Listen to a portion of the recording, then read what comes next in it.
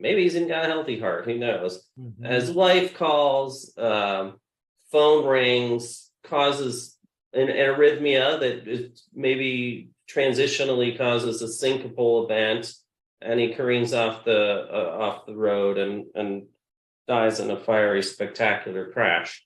Uh, that's kind of a hard thing to measure. I don't Right. think the coroner or the highway, the police are going to say on his death certificate, cell phone, Right. right? It's going to say, well, he must have had a heart attack. He had some medical event, it looks like. Yeah.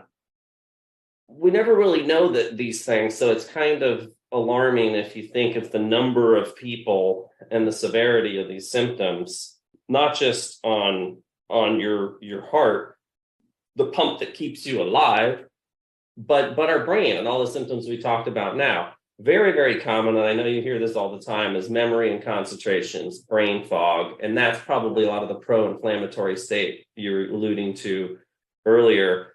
And then that sort of enters my world a little bit more, because then we see anxiety, and this cerebral inflammation is a major cause of anxiety, depression, and depending if someone's metal toxic and they're, maybe there's interaction with EMF there, is causing sudden and acute suicidal thinking, which is very, very alarming because we So don't know what the scary. suicide button is in our brain.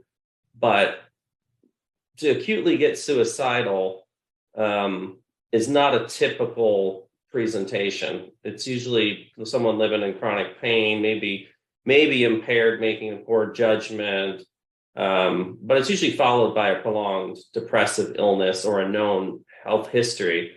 And we're Yeah. seeing people that, young people that suddenly are getting very, very depressed. And no one is even considering, like you said, living near, we'd worry if we lived near a nuclear power plant, but we Right. don't really worry about living near an electrical plant. Or we definitely don't really worry much being near all these new 5G towers that are banging out power a lot higher than their predecessors.